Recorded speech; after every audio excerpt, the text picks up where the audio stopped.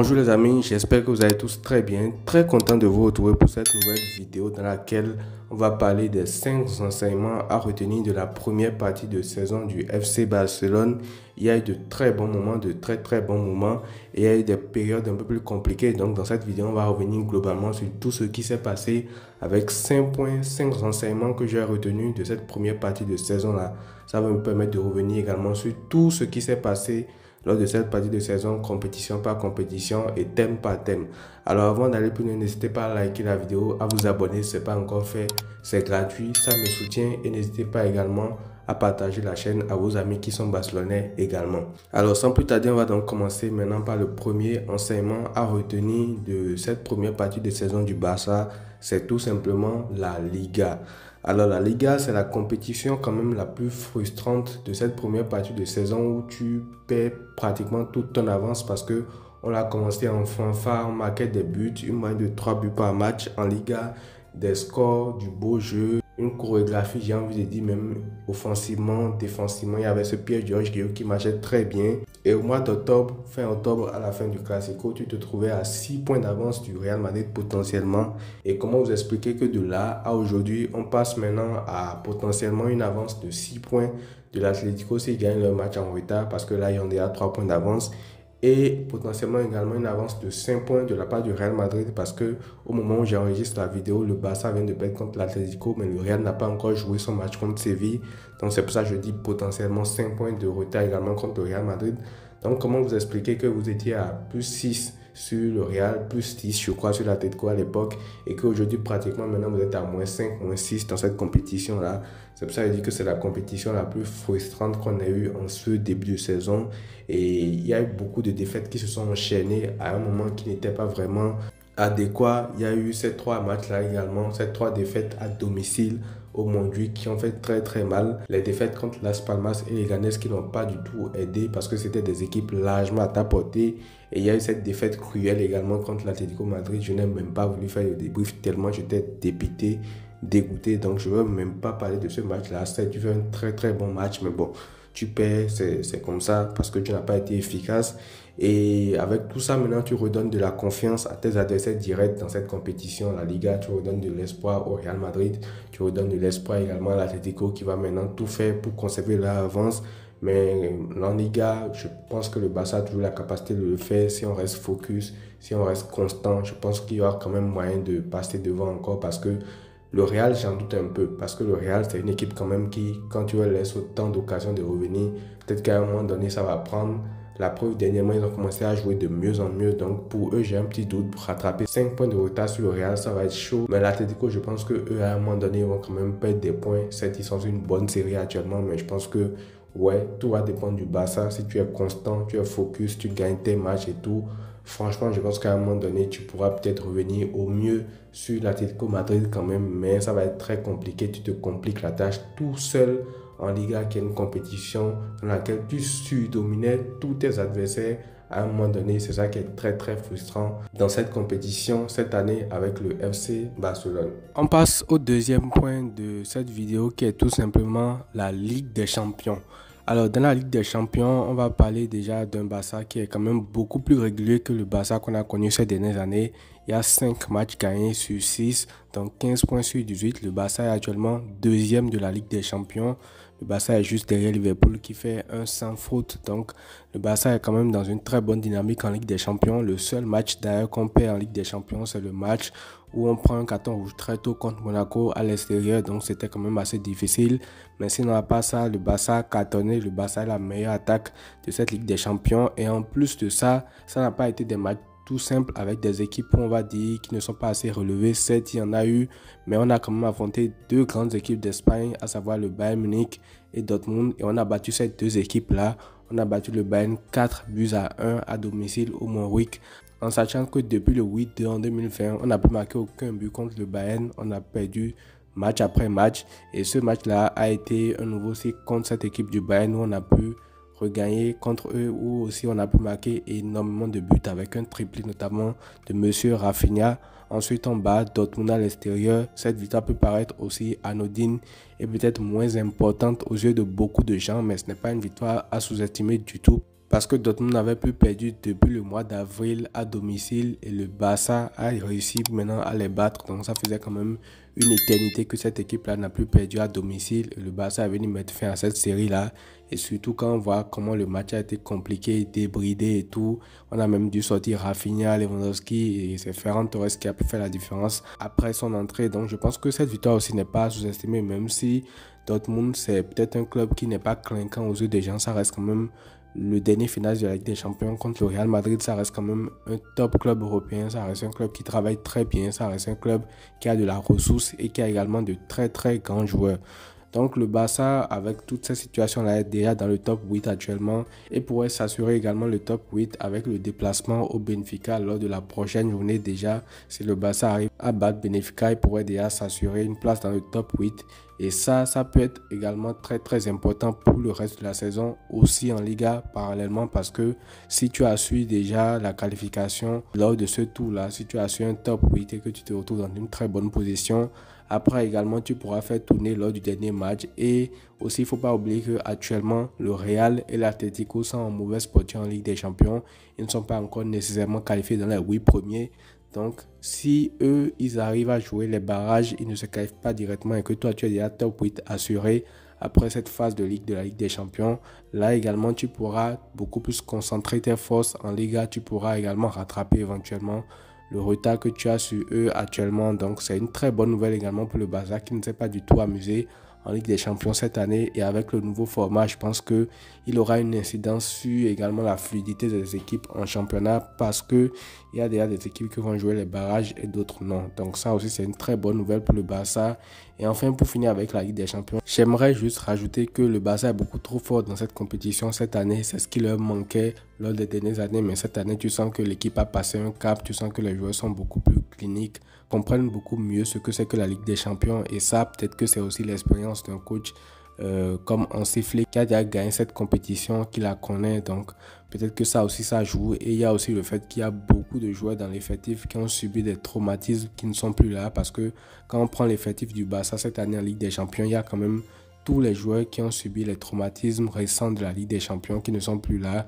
Je veux parler de Ter Stegen par exemple, qui n'était pas là quand on a battu le Bayern, qui n'était pas là contre Dortmund également. Je veux parler de Gérard Piqué, Jordi Alba, tous ces joueurs-là qui ne sont plus là, Messi, Suarez et tout. Donc voilà, ça change quand même, ça fait quand même une nouvelle époque et je pense que ça aussi, ça joue énormément sur la fraîcheur mentale des joueurs pour aborder ce type de rencontre-là. Alors, on va passer maintenant au prochain point qui est tout simplement la méforme du Barça. Alors ça, c'est une partie de la saison parce que lors de la première partie de saison, on a quand même vu deux parties. Il y a eu un début de saison où le Barça a été très très très fort et il y a une deuxième partie où le Barça a quand même été mis en difficulté.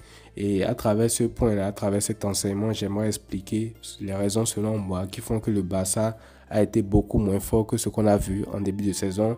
Et déjà pour moi, le premier facteur, c'est la fatigue accumulée dû au jeu énergivore demandé par Hansi Flick, parce que mine de rien, on ne le dit pas assez, mais le jeu prôné par Hansi Flick qui demande un système constamment où tu vas constamment chercher l'adversaire dans son camp et où lorsque tu te fais dépasser, tu cours également énormément pour couvrir l'espace parce que potentiellement s'il n'y a pas de jeu, tu peux te faire punir. C'est un jeu qui demande énormément de courses, énormément d'intensité pour beaucoup de joueurs.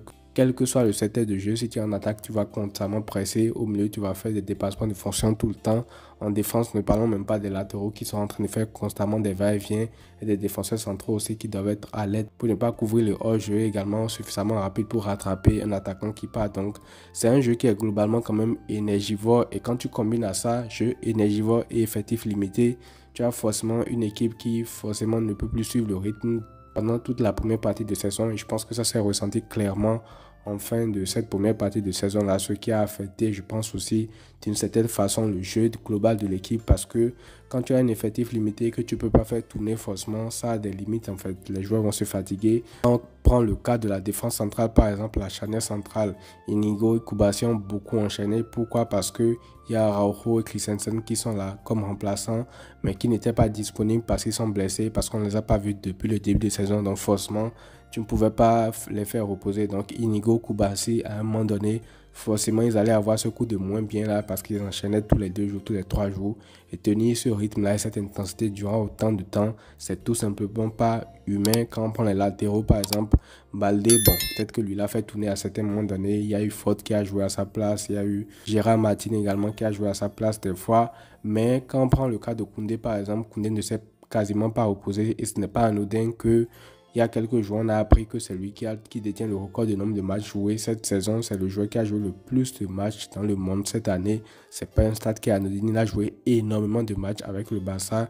Et je pense que ça se compte sur les doigts de la main, le nombre de matchs qu'il a débuté comme remplaçant cette année au Barça. Et forcément, lui aussi, à un moment donné, tu le sens quand on voit son erreur contre la Real Sociedad, quand on voit des matchs où il était moins bon en fin d'année. Ça s'explique énormément également par cette raison-là. Et au milieu de terrain, tu as beaucoup d'options. On se disait que le retour des blessés allait faire énormément de bien parce que tu as un milieu Pedri, Casado, Olmo qui tourne très bien, mais on se dit que forcément l'arrivée de Gavi, l'arrivée de De Jong va faire du bien.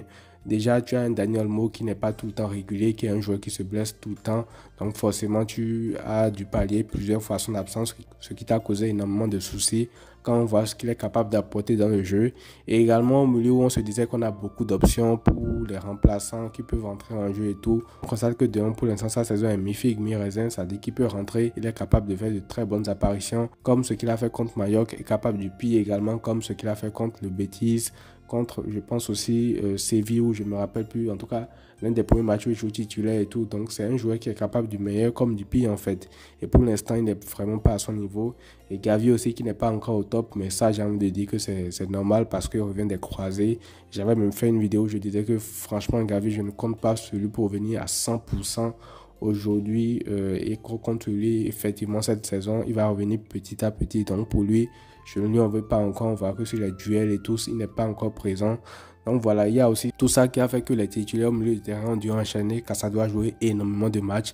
Pedri aussi, Daniel Olmo aussi, le peu de temps où il était là, il a joué aussi. Donc on n'a pas pu faire reposer également ce milieu de terrain là et les titulaires ont beaucoup enchaîné. En attaque, c'est pareil. On parle beaucoup du trio Rafinha, Lewandowski, Lamine Yamal, mais en leur absence, on constate quand même qu'il y a beaucoup moins de fluidité dans le jeu. Lamine Yamal s'est blessé pas mal de fois. On a vu ce que ça a donné avec et sans lui. Lewandowski aussi ne peut pas enchaîner tout le temps. Et même quand il enchaîne beaucoup aussi, à un moment donné, il devient quand même beaucoup moins efficace dans le jeu.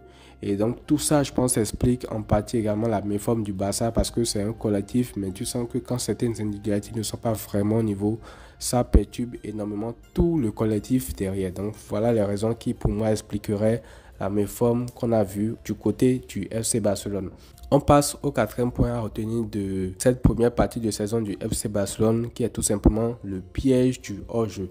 Alors comment ne pas parler du piège du hors-jeu qui a été la stratégie utilisée par Hansi Flick depuis le début de saison. Alors petit aparté, je n'utilise pas cet enseignement-là pour dénigrer le piège du hors-jeu. Au contraire, je le mets en valeur parce que ce piège-là a énormément de mérite. Il nous a fait gagner beaucoup de matchs. Il nous a également offert nos plus belles et larges victoires parce qu'il y a énormément de matchs où on l'a appliqué. Il y a énormément de matchs où ça a porté ses fruits. En début de saison, on était nous-mêmes sidérés par ça, nous-mêmes Barcelonais, parce qu'on ne s'y attendait pas du tout. Donc, ce pressing constamment haut fait que forcément, tu as un bloc haut qui te permet de récupérer très rapidement des ballons et de se créer énormément d'occasions. Donc, on avait un Barça qui créait énormément de grosses chances par match et également qui était sur une moyenne de but de 3, et quelques, je pense, par match en début de saison. Et tout ça, c'était lié tout simplement à ce pressing très haut qui déboule sur forcément le piège du hors-jeu. Et forcément, ça te protège également en cas de contre-attaque de l'équipe adverse. Et donc, je disais que ça nous avait offert nos plus belles et larges victoires. On peut parler de la victoire 5-1 contre Villarreal, la victoire 4-0 ou 4-1 contre Bilbao, je ne sais plus trop, la victoire 4-0 également contre Girona, la victoire 7-0 contre Valladolid, la victoire 4-0 contre le Real Madrid au Bernabeu et également la victoire 4-1 contre le Bayern à domicile. Donc, il y a eu beaucoup de matchs qu'on a gagnés grâce à ce piège du hors-jeu là. Mais ce que moi j'aimerais dire, c'est que est-ce qu'il ne serait pas temps de commencer à penser à autre chose parce que les adversaires commencent énormément à déjouer ça. Récemment, lors des derniers matchs, on a vu que constamment il y a des milieux de terrain qui plongent et qui ne sont forcément pas au jeu, qui arrivent à créer des occasions. Et une fois que ça passe, c'est dangereux en fait. On l'a déjà vu contre la Sociedad, on l'a vu contre Las Palmas, on l'a vu contre d'autres équipes également. Chaque fois que ce piège du hors-jeu est pris à défaut, c'est très très compliqué. En plus, on l'a vu contre Dortmund aussi. Il y a une occasion où je pense que c'est Sad Bizet qui plonge derrière cette ligne-là. Et Gittens, lui, par stupidité, reprend le ballon, ce qui est le meilleur jeu. Mais sinon, ils auraient pu marquer également un but en plus. Donc, je ne dénigre pas totalement ce système-là. Mais je pense qu'il serait mieux de travailler une autre animation défensive parce que de plus en plus d'équipes ont commencé à outrepasser ce piège du hors-jeu-là. Vous savez qu'aujourd'hui, on est dans une ère où tout peut être étudié, tout peut être analysé, tout peut être calculé. Donc forcément, il y a beaucoup de travail vidéo qui sont faits de la part de beaucoup d'équipes qui commencent à comprendre ce piège du hors-jeu-là et qui commencent maintenant de plus en plus à déjouer ça. Donc je pense que la trêve hivernale également est un moment qui tombe à pic pour commencer à travailler une autre animation défensive. Je ne dis pas qu'il faut forcément abandonner ce piège du hors-jeu-là, mais il faut savoir le faire avec parcimonie parce que dans les matchs à élimination directe, surtout en Ligue des Champions, c'est un truc qui peut te causer énormément de soucis parce que dans le piège du hors-jeu, une erreur est fatale tout simplement. Un joueur mal aligné, un pied qui traîne par-ci, un adversaire qui est assez malin, qui fait la passe au bon moment. Ça peut tout de suite être fatal pour le Barça. Et quand on sait que les matchs les plus décisifs sont en Ligue des Champions, dans les matchs à élimination directe, je pense qu'il va falloir avoir plus d'une corde à notre arc plutôt que de baser notre jeu uniquement sur ça. Maintenant, ce sera à Hansi Flick de voir ce qu'il est capable de faire à ce niveau-là. Mais je pense que tenir toute la saison comme ça va être quand même compliqué. Après, si on le fait, tant mieux. Mais moi, je pense quand même que c'est un truc sur lequel il va falloir commencer à réfléchir de la part de monsieur Hansi Flick. Alors, en parlant même de Hansi Flick, ça me permet de faire la transition avec le cinquième point qui est tout simplement notre entraîneur, monsieur Hansi Flick, dont j'aimerais parler. Et pourquoi j'aimerais parler de lui, c'est parce que déjà j'aimerais parler de lui sur certains points. J'ai constaté globalement quand même qu'il y a eu une hypocrisie, je vais dire, envers Hansi Flick, autour de Hansi Flick, parce que en début de saison, déjà, on était assez sceptique. En tout cas, moi, je parle de mon cas, j'étais assez sceptique par rapport au fait qu'il puisse réussir avec ce Barça-là. Il y a eu des fondements posés par Xavi, il y a eu plein de choses qui étaient mises en place. Il est arrivé, il s'est imposé, il a amené Casado, il a amené plein de jeunes, Bernal et tout. Il a redonné de la confiance à plein de jeunes, il a lancé des carrières tout simplement. Et avec ça, on a eu un Barça qui était très, très étincelant, très, très séduisant, qui gagnait pas beaucoup de buts d'écart. Donc tout le monde était sidéré et on ne s'y attendait pas du tout à ce début de saison là. Si quelqu'un me dit qu'il s'attendait à ça, c'est qu'il a tout simplement menti parce qu'on ne s'y attendait pas du tout. Et ça, il faut pas oublier de rappeler qu'il a fait tout ça avec un effectif qui est quand même assez limité parce que comme je l'ai dit dans le point qui explique la méforme du Barça, c'est également corrélé à un effectif qui est limité. Donc avec cet effectif limité là, il a réussi à faire un début de saison monstrueux et ça on peut pas lui enlever. Mais j'ai constaté qu'aujourd'hui, vu qu'il y a un peu de méforme de la part du Barça, surtout en Liga, parce qu'en Ligue des Champions il n'y a pas du tout de problème. En Liga, tu sens qu'il y a beaucoup qui commencent à taper sur lui, qui commencent à remettre en cause tout ce qu'il a fait au début de saison du Barça. Et je pense que ceux-là en vrai ne sont pas reconnaissant, je veux dire, parce que après tout ce qu'il a fait, certes la saison est encore très longue, elle n'est pas encore terminée, mais déjà fait le début de saison qu'il a fait et auquel on ne s'y attendait pas du tout, je pense quand même qu'il faut mettre ça à son crédit. Je pense que avec un effectif beaucoup plus fourni, avec des problèmes financiers inexistants, avec une carte de crédit avec laquelle il aurait pu prendre tout ce qu'il voulait, tous les joueurs qu'il voulait, je pense qu'on aurait pu faire beaucoup mieux que ça. Maintenant, la situation financière oblige, on est obligé de rester dans les limites pour ne pas tomber dans les clous du fair play financier. Je pense qu'avec tout ça, ce qu'il a réussi à faire, ne serait-ce qu'en début de saison, c'est déjà un exploit pour moi. Et moi, je pense qu'il faudrait le remercier pour ça et lui faire tout simplement confiance pour la suite parce que quelqu'un qui réussit à faire de cet effectif-là, ce qu'il a fait en début de saison, c'est tout simplement monstrueux. Et également, il ne faut pas oublier qu'il y a plein de joueurs qui reviennent à Araujo, Christensen, Gavi, De Jong. Certes, ils sont là. Pour l'instant, ça ne va pas, mais il ne faut pas oublier également que il y a quand même des chances que ces joueurs-là retrouvent leur niveau. Ce sont des joueurs de très très haut niveau. Ce sont de très très bons joueurs qu'on connaît, qu'on a déjà vu jouer. On connaît leur plein potentiel. Donc si Hansi Flick arrive à exploiter leur plein potentiel en deuxième partie de saison et que chacun revienne très très bien, je pense quand même qu'il y a de quoi faire beaucoup de choses dans cette deuxième partie de saison. Donc c'est surtout pour ça que j'avais envie de parler de Hansi Flick, de parler de cette hypocrisie qu'il y avait autour de lui et également de mettre en valeur les mérites qu'il a, en tout cas à mes yeux, avec ce qu'il a fait jusqu'à cet instant avec le FC Barcelone. Voilà les amis, n'hésitez pas à me dire ce que vous en pensez dans les commentaires. Voilà pour moi les 5 enseignements de ce début de saison. J'ai essayé de choisir des thèmes quand même assez global pour pouvoir englober la majorité des choses qu'on a vues jusque-là. J'espère avoir été assez exhaustif dans mon raisonnement, même si vous pouvez continuer la discussion en commentaire. J'aimerais beaucoup vous lire par rapport à ça. Qu'est-ce que selon vous j'ai oublié? Sur quel point aimeriez-vous revenir? J'aimerais lire vos avis par rapport à la vidéo tout simplement. Prenez tout soin de vous les amis, c'est sûrement la dernière vidéo de cette année. On se retrouve l'année prochaine en 2025 pour une nouvelle vidéo et pour l'avant-match du premier match de la Coupe du Roi. Prenez tout soin de vous et à très vite.